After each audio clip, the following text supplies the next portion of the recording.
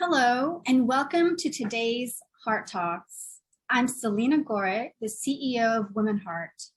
For those of you who are just joining us for the first time, we are a patient-centered organization that provides support, education, and advocacy to improve the lives of women living with or at risk for heart disease while fighting for equity in heart health. We are thrilled to have all our speakers with us today to talk about a really important topic: how to access healthcare for your heart during these challenging times. One of the consequential outcomes of the COVID pandemic is that for months, many people have avoided seeking healthcare. This is especially true for preventive care or routine visits. But even for bigger health problems and true health emergencies, people were simply scared to visit hospitals or to go to any healthcare facility. And these delays often resulted in far worse outcomes for patients. Fortunately, it is now safe to return to care. Healthcare facilities have taken precautions to keep patients safe. Many of us are vaccinated, and for an increasing number of people, telehealth is now a viable, available, and convenient option. This is why groups like WomenHeart and many of our partner organizations are spreading the word that it's time to return to care, since we know that 80% of heart disease is preventable, and often seeking care before there is an emergency can be critical to managing risk and avoiding heart disease, especially if you have risk factors. These can include high cholesterol, high blood pressure or hypertension, a history of heart disease in your family, and if you experience complications like preeclampsia during a previous pregnancy, if you have diabetes, and many more. We say, know your numbers, talk to your healthcare provider, and ask your doctor. But if you don't have a doctor to call, if you don't have health insurance, or if you're too far away from a healthcare facility, navigating our healthcare system can be daunting and expensive. So today, we wanted to delve into that a little bit. We want to talk about telehealth and what it looks like to access healthcare remotely, and maybe from your phone or computer. And we want to share resources and talk about how access to healthcare is possible even if you're uninsured. And we'll hear from patients, two of our WomenHeart Champions, who will share their unique experiences accessing healthcare for their hearts. So first, I'd like to introduce a woman who really needs no introduction. Dr. Nanette Wenger is a pioneer in women's cardiology. Her work over decades has led science and medicine to a better understanding of heart disease in women. And she has influenced a generation of doctors who have carried the torch forward. When she's not publishing or teaching or inspiring others, she's practicing medicine at the Emory Heart and Vascular Center in Atlanta, Georgia. Thank you for being with us, Dr. Wenger. I'll hand it over to you to talk to us today about the state of play in telemedicine and when it works and perhaps when it doesn't work so well for cardiology patients. Selena, thank you. And I am delighted really to talk about telehealth, because perhaps one of the beneficial effects of this tragic COVID pandemic is that it has taught us about telehealth. It has taught us about telehealth benefits, about telehealth limitations. Now, let me define what I consider an ideal world as we look forward to a post-COVID system of heart health care. It probably will be a hybrid experience, a combination of in-person visits and telehealth visits. And let me explain why. The telehealth visits, as we started them at the beginning of the pandemic, were essentially the only access to care as individuals were quarantined in the height of the pandemic pre-vaccine era. Things are changing as vaccines are becoming more available and we're having a more immunized population. But remember that telehealth essentially comes in two flavors. One is simply by telephone, which is less optimal, and the other one is visual, using a smartphone or a computer interface. Now, let me highlight for you why the telehealth component may be particularly valuable for women seeking heart health. We know that women have more difficulty in accessing physical, center-based, hospital-based, or office-based visits. Some of this may be transportation, some of it may be access to parking. Much of it relates to home responsibilities, even for women who don't work outside the home. And that is care of children, care of older adults, and that falls disproportionately on women. And then, of course, for the large portion of women who both work inside and outside of the home, how is it that you balance your work requirements with the requirements to travel to and from your healthcare appointments? And in a sense, for all of these variables, telehealth has really provided a solution. But we probably have not worked with both women and men in teaching how to prepare for a telehealth visit. Because what you must do is to think in your mind before you set up for the visit, how much privacy do I need, either verbally, auditorily, or visually? What do I want to get out of the visit? And I suggest to my patients that they write it down for themselves. What are their expectations from the visit? What do they want to learn? What do they want to do? What do they want to share? And what do they need? Appointments, prescriptions, etc. But then you have to say, what is it that you want from the visit? And you set it up so that with your healthcare provider, you have those questions. And as I did telehealth visits with my patients, that was the first thing that I would ask them. What do you want as an outcome of this visit? And then I would strive to provide it as best I could. But again, remember that my base of operations is a public hospital, so that my patients are the most vulnerable in many senses of the word. And financially vulnerable is one part of it. So that a number of my patients have said, you know, Dr. Wenger, now that I don't have to drive and park, I have less problems affording my medication. So there is a financial benefit to telehealth. But the challenge is that many of our most vulnerable patients don't have access to the broadband that's necessary, do not have familiarity with the technology. And here is where it's important that we involve family as well. There's often a teenager who can help with the telehealth connections. There's often a friend or family member who can help. But then this is another part of the community that supports our patients. But very often what I'll ask my patients is, what is it that you want forthcoming? Do you want to alternate visits? Which is better for you?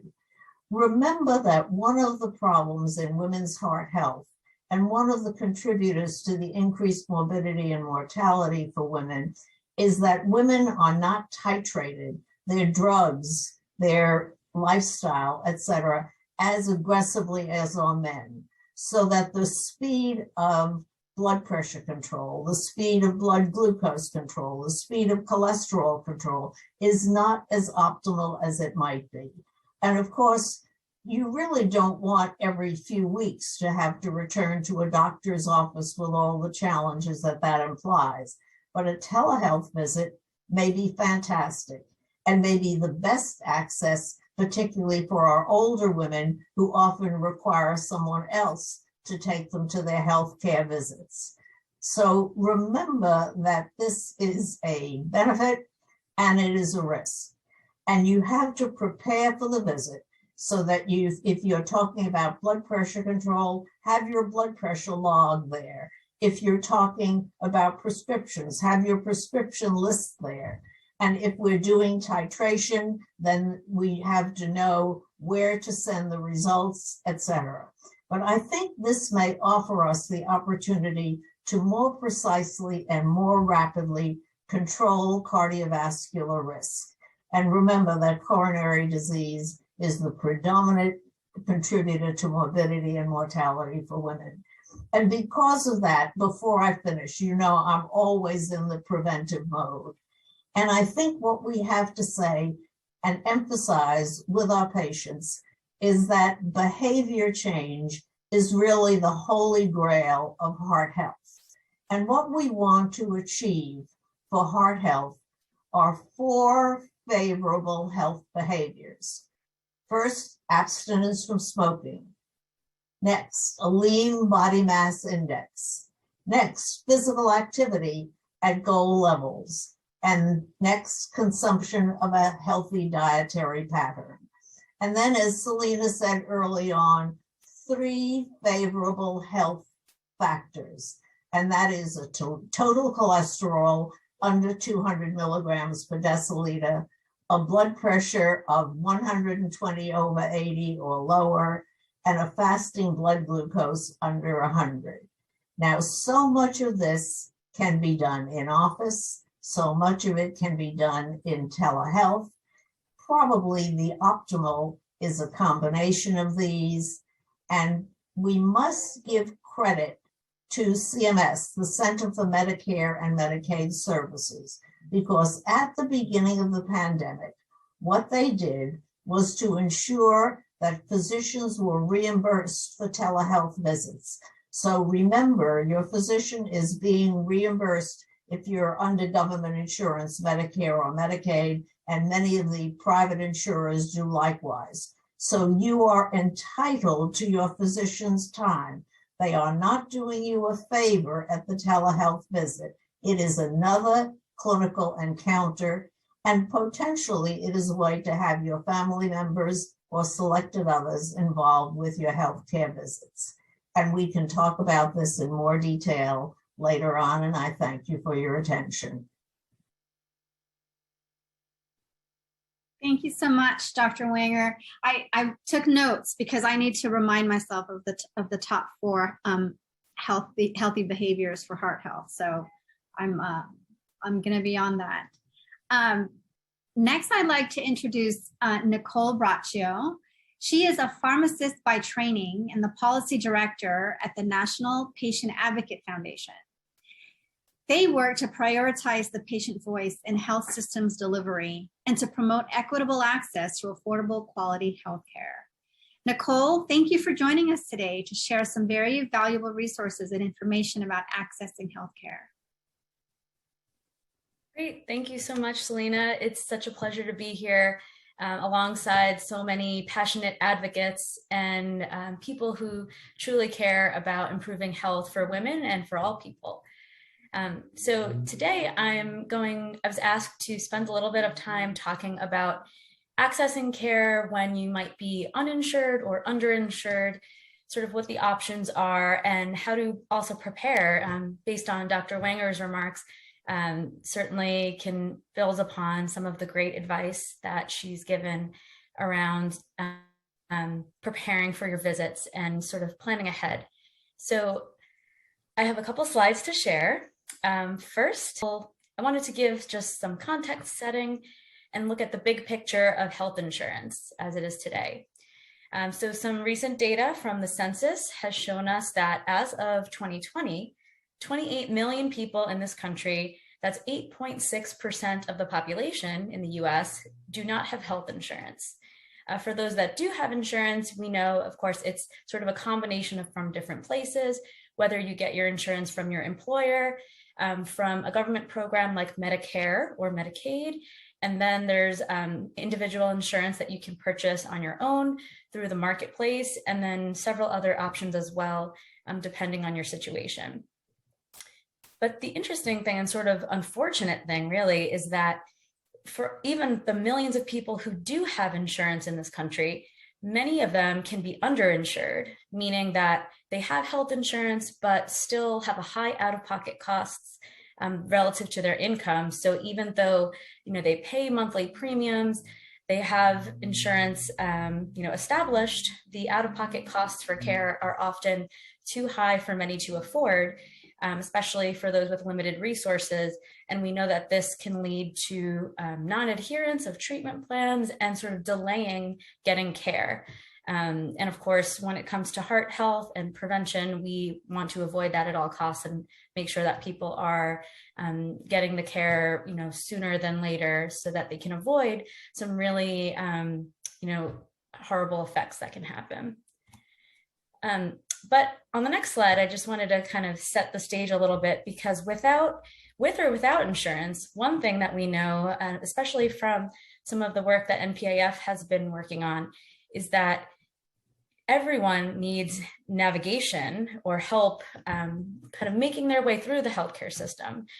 For those who have insurance, using your insurance can be quite confusing for many, and it's not always straightforward what benefits you may have and sort of how coverage works and how much you end up paying for it. And for those without insurance, simply accessing care to begin with can be a huge challenge. So just thinking about, whether you have insurance or not, if you, and sort of the constellation of other challenges that can arise, for those who, are lucky enough to see a doctor, to get a diagnosis, you may, you would receive potentially, a treatment plan from your doctor. And things that are top of mind are sort of how much will this cost me for medical treatment, the out-of-pocket cost for treatment, what are the clinical side effects of this condition and the treatment that you may be receiving, what are some clinical goals to be thinking about as well, and other sort of tests and monitoring along the way. But on top of all of that, many folks also think about sort of the non-medical costs and aspects of heart health as well as healthcare in general, which is, if you know that you have to pay for the cost of healthcare, how do you balance that along some of your other costs and households expenses like rent and your mortgage, groceries, utilities, and thinking about if you have children, who will watch my kids while I'm going to appointments? Am I able to take off of work to see a doctor or to get care? And so all of these things combined make it even more important for all of us to find ways and find help in navigating this social and healthcare system. And navigation support is something that my organization, Patient Advocate Foundation, the direct service counterpart, has been providing for many years. And this is something that is also provided by community health workers and social workers and many other professionals in the field. But right now, sort of, it's a patchwork system. It's not a standard of care as part of the healthcare system. And so this is something that we advocate for advancing and sort of scaling so that everyone has a navigator that they can look to help getting care, using their insurance if they have it, and sort of paying for care and looking at all of the other items that come along with that. On the next slide, I wanted to point out some important resources because as a community pharmacist by training, I always think about, and we hear from our volunteers at NPIF, how valuable the community can be in providing access to care for people everywhere, and especially for women who are seeking heart health care. So we hear from our volunteers who, especially during the pandemic, played an important role in connecting people to resources. Some examples that they gave us, really to get your foot in the door, because if you don't have health insurance and you don't have a sort of regular primary care physician that you're seeing who can link you to other specialists, it's really hard to know where to start. And we understand that, which is why we lean on our community leaders and organizers, as well as other entities in the community, such as community hospitals, religious organizations, unions, and others for guidance. One important entity I have to point out is federally qualified health centers. So these are community health centers that are funded by a federal agency, and they provide primary care to underserved communities. I do want to point out, this is a great place to, typically you can access care, whether it's for free or on a sliding scale, but they do make arrangements and do the best that they can to provide care depending on sort of what your needs are. And I'll point out a website that you can go to find federally qualified health centers in your area. So that's findahealthcenter.hr, S as in Sam, a.gov. And I can enter this into the chat later so you all can see it. But findahealthcenter.hrsa.gov will bring up a map, and you can type in your zip code to find out where these health centers may be. Another great option, and sort of less known, are the reproductive health centers, such as Planned Parenthood, which, as we know, is very well known for providing abortion services, but also provides a lot of other reproductive health services. And again, is another place to sort of get your foot in the door to be connected to other community supports that can provide primary care and heart health. And as a pharmacist, I have to highlight that pharmacies and sort of the associated minute clinics are a great place to go if you don't have health insurance, because often pharmacies and pharmacists will provide free blood pressure screenings, free blood glucose screenings, and often operate health fairs in the community that can also link you to other areas of care through the pharmacy, but other local hospitals and places like that. So have to mention the community health fairs as a great place for people to all come together and to learn about a number of usually preventative health measures, including blood pressure screenings and other things like that. And you can usually find out about these through some of those local message boards. If you contact your state's district congressional representative's office, they have case managers who work in those offices that can provide you sort of a list of resources as well, and can tell you about events that are happening in the community. And now that it is November, we are well within open enrollment season. So figured we'd talk a little bit about open enrollment being a great time to think about making changes to your healthcare in general. And if you don't have a regular primary care provider or a place to receive healthcare, this is another good time to sort of take inventory of what you might have available to you in your community. And it's important to your overall well-being that you feel confident in the care that you're receiving and confident that you have a regular source of care. So to share a couple of the dates and deadlines for open enrollment on the next slide, this year, there's sort of two main open enrollment periods that happen.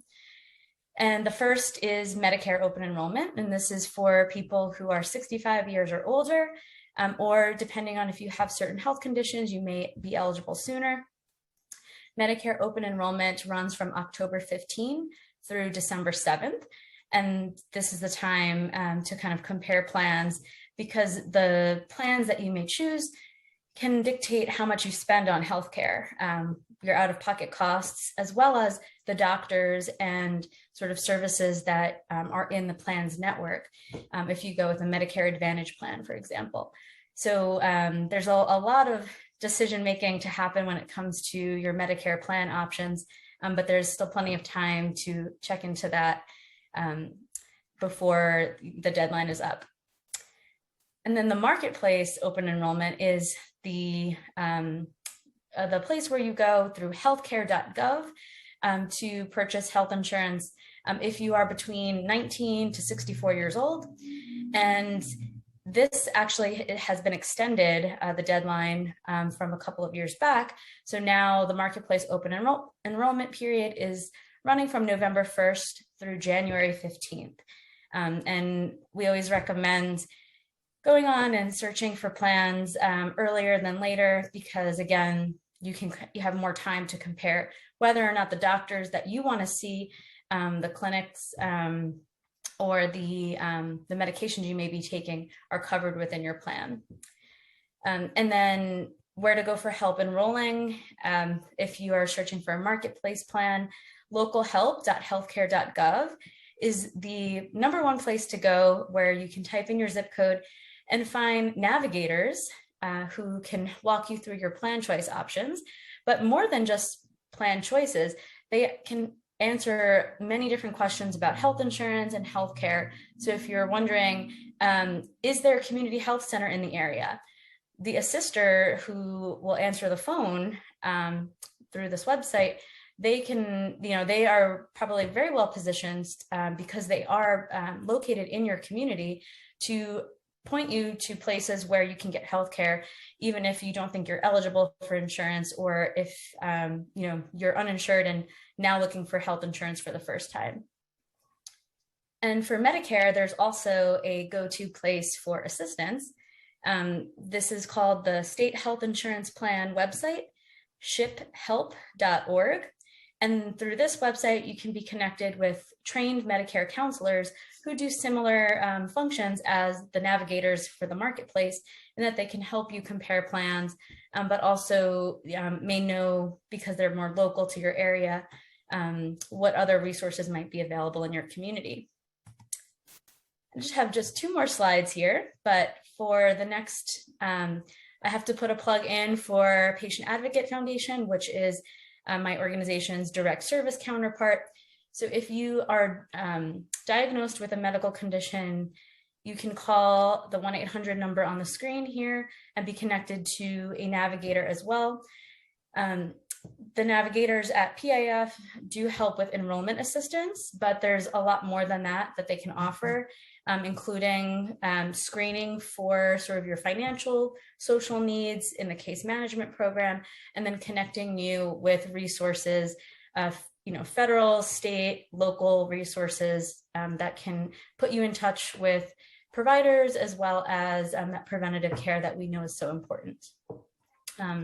Additionally, they do have financial aid funds for non-medical expenses like lodging, if you need a place to stay during treatment, and then also a copay relief program if you have insurance, but you may be underinsured, in that the costs of the medications, even through your insurance, is too high and just not affordable. So those are some options for reaching out for help. But again, I think sometimes what we found is that the best places to seek help are really from the people who are the most active in your community. So I know there's local groups like Next Door, Facebook groups. We've heard a lot of our volunteers have found, been connected to other organizations through Facebook groups, and just, kind of bringing that personal one-on-one connection back into the healthcare system has helped a lot of people access care that they might not otherwise have known about. And then on the last slide, I have just a couple of resources that we can make sure you all have access to later through MPIF's website. And these are guides that sort of walk through some of the points that I mentioned today. The step-by-step guide for choosing a health plan, just to kind of take inventory of the things that you may consider when choosing a plan. How to approach conversations about what matters to you when accessing care, especially if you're shopping for a new primary care doctor for the first time, and then ways to talk about the costs of care and how to bring up those conversations with your provider. But all of these, points are relevant for those of you who are either uninsured and searching for care for the first time, or are underinsured and trying to figure out, how can I make this all work? Because we understand that healthcare costs can be quite expensive and a pressure that causes financial distress for many. And we want to avoid that as much as possible while helping you to get that preventative care early and to avoid any unintended consequences. So I'll stop there and look forward to chatting with the other panelists and hearing from the WomenHeart Champions as well. Thank you so much, Nicole. And Since we've got a question that's relevant to you, I thought I'd ask it from Yesenia from the audience. What about if you have a medication your insurance doesn't cover, but you need it and you're paying out of pocket? How might you be able to get help for that? Yeah, that's a great question, and something that we see often. The navigators can also help sort of file appeals. So this is, most insurance companies have a outlined appeals process where you can appeal a coverage determination. And so if the insurance company denies coverage for something, you can sort of, you have to get connected with the doctor to sort of provide rationale for why this medication should be prescribed and, why you should receive it. This can take a while, so unfortunately it's not the quickest course of action, but through some other patient assistance programs, there may be a way to get copay assistance. There's also, depending on the type of medication, if we're talking about high cost specialty drugs, those, even with a copay card can still be quite costly. But I think the best thing to do, and as a pharmacist, what we always recommend would be, having that conversation with your doctor, because they can potentially either help you get that drug covered by insurance or recommend, a drug that is similar, but maybe is covered by the insurance. So it's definitely a little bit of a puzzle to work out, but there are usually options. It's just a matter of sort of the patience that it takes to go through the whole process. But thank you for your question. Yeah, thanks, Nicole. And I've just put in the chat a resource that WomenHeart has put out on about knowing your rights, and it's about the appeal process. So feel free to access that. Thanks so much. Let's go to our champions. I'm going to bring both of our champions now into the conversation, and I'd like to introduce them. We've got Maggie Teliska, who is from Boston, and Madalyn Adams, who is in Portland, Tennessee. They both attended our very first virtual WomenHeart Science and Leadership Symposium last year in 2020. So we're very excited to have both of you with us. Maggie, let's start with you. We want to hear about your experience with telehealth, because I know that you've had several virtual visits over the last couple of years. Why don't we start with having you tell us your heart story? Sure. Thanks for having me here today, Selena. Maggie, I'm from Boston. Like Selena mentioned, I live here with my husband and cat. My cat will not be joining us today like she did the last time. I'm actually at work today, and they don't allow cats here. Just great company, except for that. In 2015, at the age of 42, I suffered a heart attack. I suffered and survived a heart attack, but it was a pretty bad heart attack. As a result, I had 2 stents placed and spent a week in the ICU. Unfortunately, my heart did not get better. I did sustain some damage to my left ventricle, so my ejection fraction is very low. What that means is my heart can't pump out the amount of oxygenated blood that it should potentially be putting out. As a result, I have, the stents, I have an ICD, an intracardio defibrillator that functions in case I can't get myself out of a bad arrhythmia because my heart might not be strong enough. And so I've been living with this condition for 6 or 7 years. I see a cardiology team here in Boston, a very good cardiology team. And, I did start to use telehealth practices right as COVID was starting last year. Okay. And when you sort of think about your telehealth and the telehealth that you have used, and how you use it specifically for your heart health care, did you see your cardiologist through the virtual appointments? And if so, what were those like? I didn't see my cardiologist per se. Right before COVID hit, I had an in-person, lucky timing, I guess, but we had talked about me going on a new medication at that time. It wasn't that necessary. It was just more of a preference. But at that point in my job, I was traveling a lot, and I do personally have an issue acclimating to new medications. So I knew, being on the road, it wasn't going to be the best time to try new medication. But 3 months later, COVID hit, and I was, for my job, told to stay at home. So I did send a note to my cardiologist and said, hey, maybe it's a good time now that I'm home let's try this medication. She said, I think that's a fantastic idea. We're going to start you, but I'm going to have you meet with my NP over the course of your titration periods. So for the next 3 or 4 months, I did meet with her NP. We talked about how I was dealing with the medication, how I was acclimating. And I find it interesting that Dr. Wenger was talking about the titration not being so aggressive. And my titrations always happened at my appointments, which were spread out over 6 months. Here instead, as soon as I started to feel better, I seemed to have had an appointment, and we titrated my medications up pretty quickly so that I could acclimate to them and take full advantage and benefit from those medications. And so you mentioned that in the absence of the telehealth visits, you were seeing your cardiologist sort of every 6 months, right? So the titrations were happening. So how often were you seeing them through the virtual visits? How often were you seeing them? About every 3 to 4 weeks. Every 3 to 4 weeks. And I think there was about 3 titrations for this medication to bring me up to the maximum, or as I call it, the big girl dose. And you know, I achieved that pretty quickly. I think quicker than I might have. You know, and titrations are all based on how you're feeling and how you're handling the medication increases. So the telehealth provided an opportunity that I could have a little bit more of a real time reaction and conversation with the nurse practitioner about this medication change. And besides the nurse practitioner, were you seeing any other healthcare providers? Sure. I also was seeing my electrophysiologist. I still have regular downloads of my ICD device. And normally we would just send them in, and then I'd come in maybe once a year. And then this time we kind of put a plan together where every other visit I was doing a telehealth visit just to check in. I did have a recall on my device, so you know it was a little bit more important that we check in and make sure that the battery was functioning as it should, because once it starts to go down, I do have to have a replacement pretty quickly.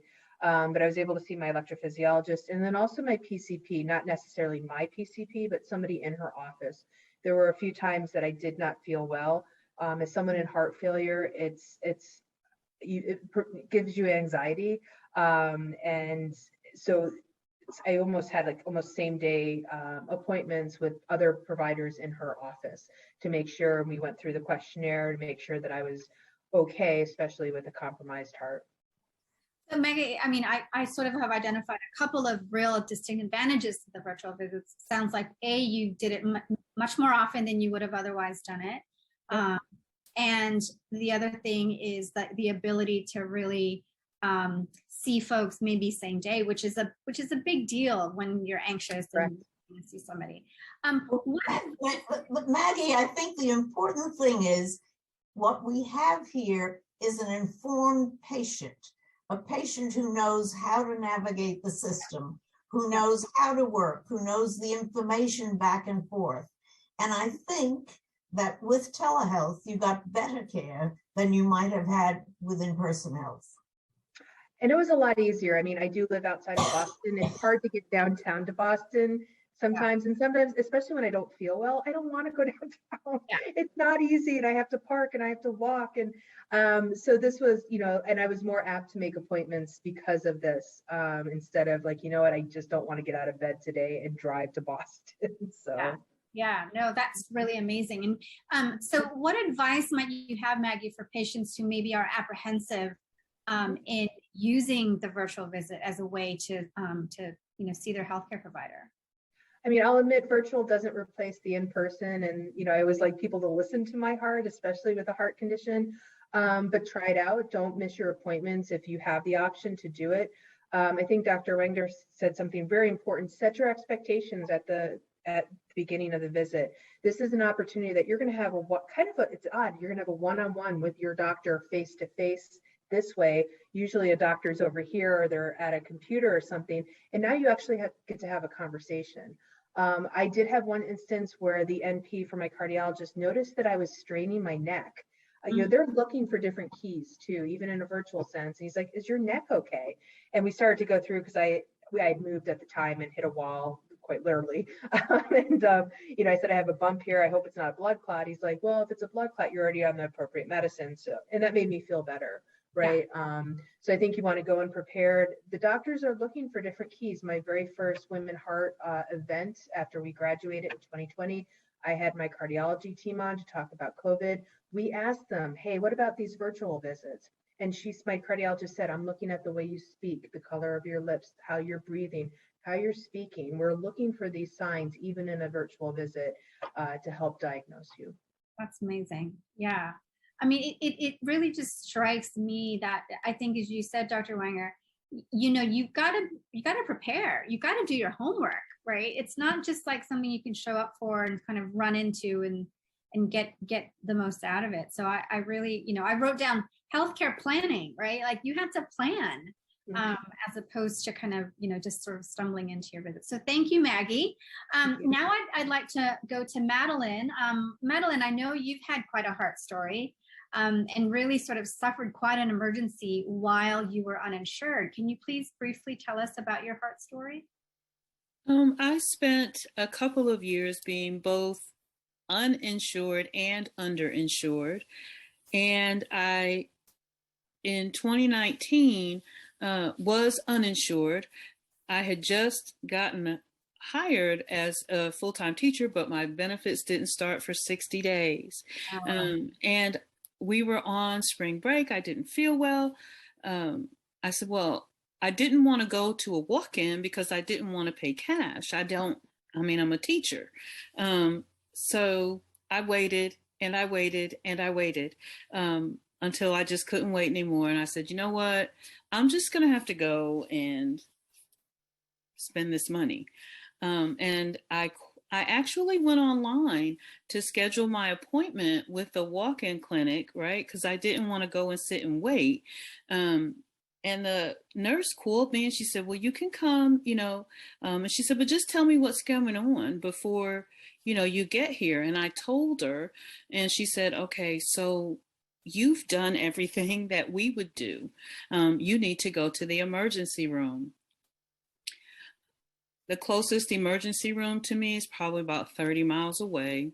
No big deal. I have transportation. I drove myself. I got there and I told them what was going on and I went straight into a room.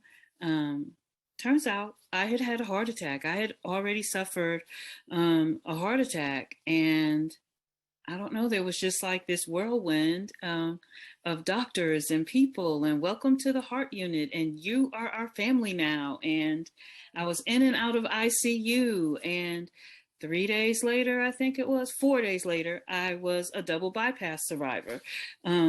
So that's how my heart issue unfolded. I had before that had no heart issues, never seen a cardiologist. I am diabetic and I'm also difficult to medicate.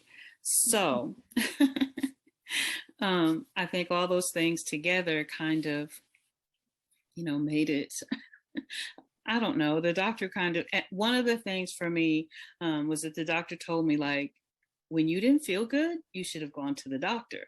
And when I didn't feel good, I wanted to go to the doctor, but I couldn't afford to go to the doctor because I didn't have money. And I would guess that there are a lot of the resources that Ms. Nicole mentioned here in the Nashville area, but I didn't know about them. So that's how it kind of unfolded for me. Yeah. And Madalyn, can you talk a little bit more about what it was? I mean, now you're a heart patient now, and you were also dealing with managing your diabetes at the time, at the time of your life when you were uninsured. So can you talk about what it was like to actually attempt to navigate the complexities of the healthcare system, given the seriousness of your diagnoses, on top of having to deal with the financial aspect of healthcare?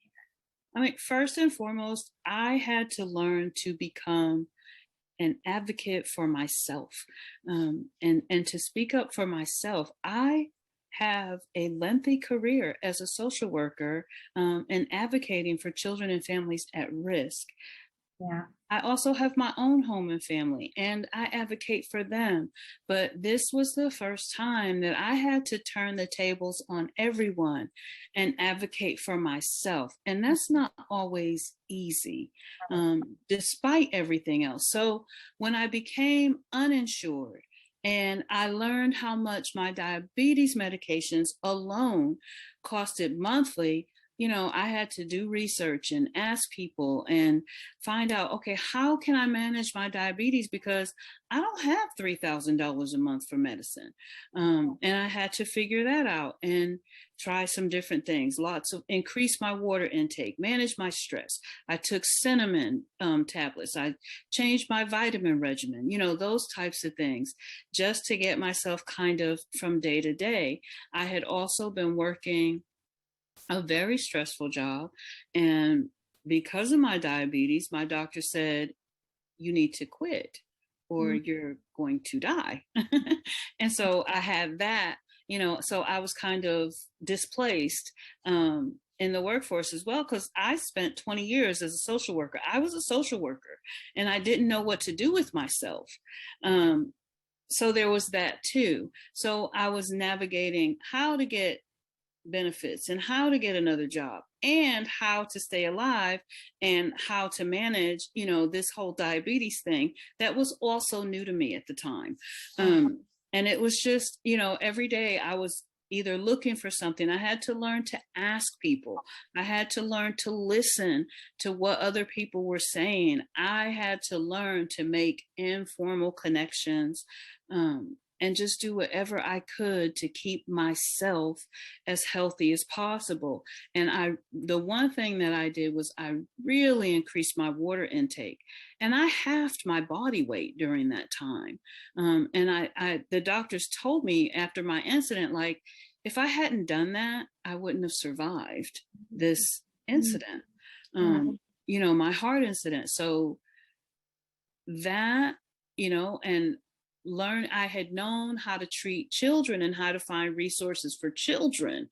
But I didn't know how to do much for grownups. And I also didn't know how to do much for grownups outside of finding mental health resources. So I had to learn that, and I had to learn it for myself. And I had to want to survive. Like, I just had to want it. And even now, now I have a good benefit program.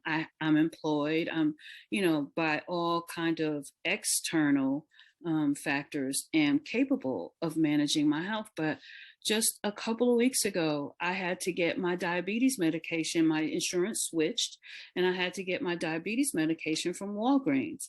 Walgreens said I needed prior authorization. The insurance company said they hadn't received anything from Walgreens. It was this big back and forth. And then Walgreens finally says, why don't you just pay the $600? If you have it, if you have the medication, you'll be reimbursed.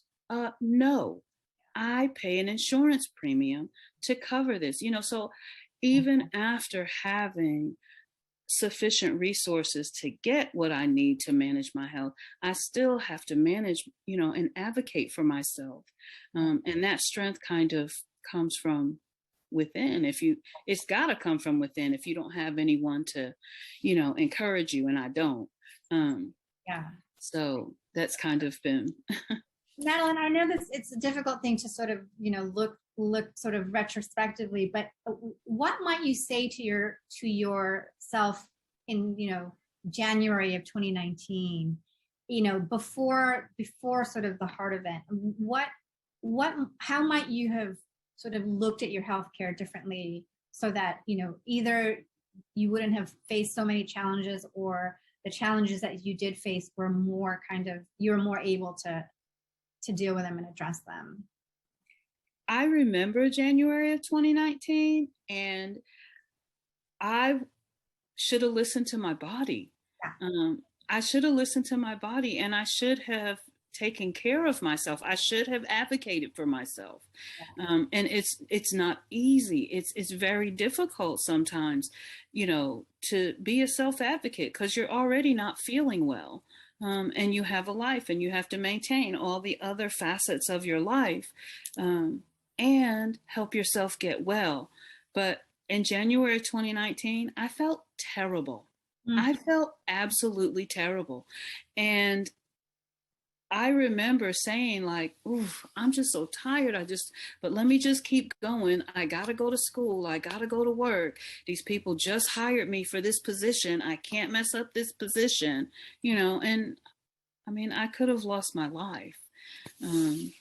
So I think that's what I would say. The road is not always easy, and we've certainly received a wealth of resources today in this webinar, but you might get somebody who's having a bad day when you reach out to your resource. And so they don't give you what you need. You have to want to be well enough to say, let me call back, or let me try somebody else, and not just say, okay, you know what? They didn't give me what I needed, so it must not exist. Absolutely.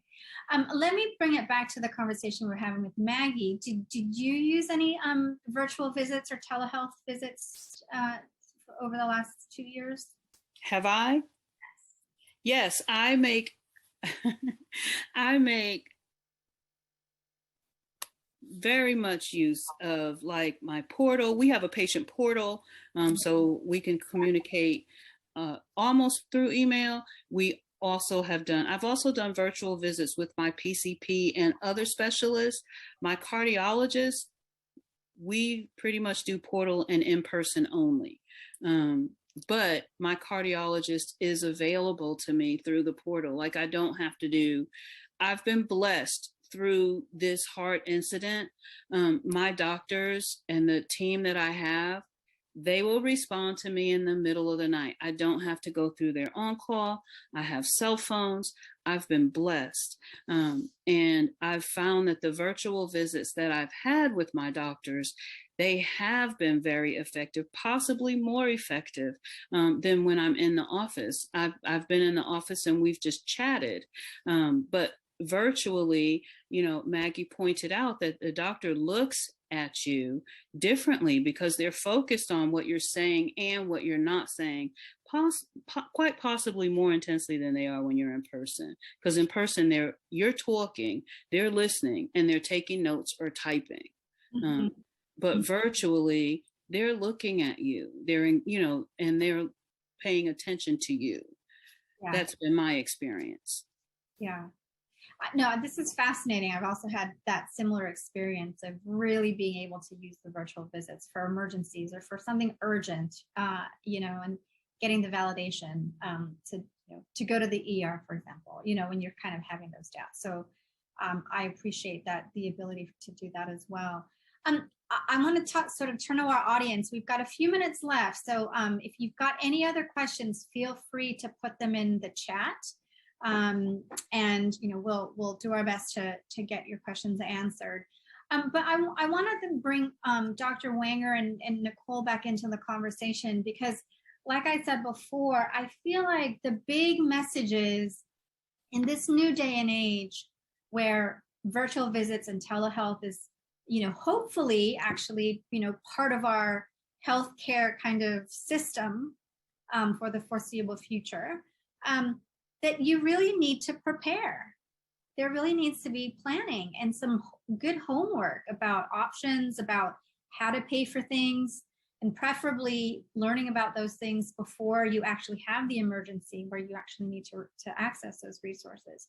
I'd love to sort of, ask the panelists sort of that broad question of, what are the other positive lasting effects of this incorporation, let's say, of telehealth into our system and how we interact with our healthcare providers.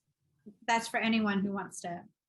Let me try to answer that for a minute, and also to say both to Madalyn and to Maggie that it is the educated patient who is the core of this benefit. And I think both of you through this course have become educated consumers. Now, again, it probably also has taught you how better to prepare for your in-person visits, because previously you would just show up. But now that you're used to preparing, you probably will come into a visit with a list of questions, with a list of expectations, and with some of the data that you might be asked to provide. So I think that is extremely important. But Madalyn, I think you've emphasized something of importance, and that is that virtually all health systems now have a patient portal. And one of the first things that you have to ask your provider is to show you how to access it, to show you what the limitations are. Remember that this is HIPAA certified as secure, so that your information is not going out into outer space. And this is a wonderful way of communicating. It's a way to ask for prescriptions. It's a way to ask for help. It's a way to ask your provider to help you navigate the system. And the one thing that we haven't mentioned in terms of medications is that the pharmaceutical companies often have patient assistance programs that you can access directly. And that is extremely important. You can usually do that online. Yeah, absolutely. Let me ask a question from Tanny. It's come through for Nicole. Can Nicole discuss what we can do as Medicare recipients, as well as having supplemental insurance to lower our medicine cost? She says we fall on the bubble and pay more money monthly. Right, and Medicare, we all know, original Medicare specifically covers a lot, but not all of healthcare costs. Medicare Advantage similarly, although that's more bundled, so there's slightly different structure there. But there, are the Medigap supplemental insurance plans, which can help pay for some of the out-of-pocket costs associated with your care. And it's a separate insurance plan that you sort of buy in addition to Medicare, original Medicare. And then beyond that, there are also Medicare savings plans. So I think talking to a Medicare counselor to see if you may be eligible for some of those savings plans. There are 4 different types of savings plans, and the differences depend on sort of what parts of the Medicare benefit they cover. Some cover premiums, some cover the out-of-pocket costs, some cover the deductibles. But that's certainly a very personalized decision to kind of assess and determine which one would work best, and to see which one you may be eligible for.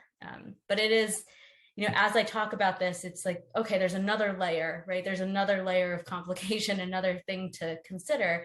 But it's great that you all are asking these questions and sort of trying to be as informed as possible, because, and as Madalyn mentioned, even for someone with a social work background, when it comes to your own healthcare, it's a different story, right? It's, I could know a lot about medications as a pharmacist, but when it comes to my own care, it's all sort of like that goes out the window, and you have to reassess, how do I advocate for myself? So I think that's also a huge part of why these events are helpful, so we can learn from each other about and sort of get that inspiration from the champions here about how you all have done such a great job advocating for yourselves.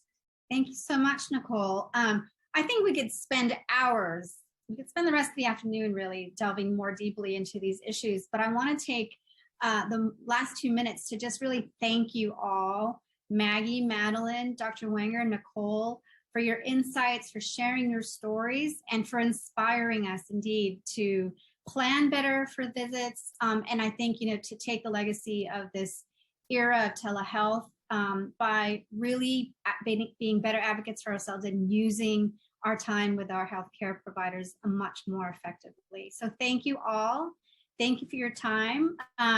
Like we shared, we will the recording of this webinar will be available online. And so if you found anything helpful over the last hour, please feel free to share it with your friends and family.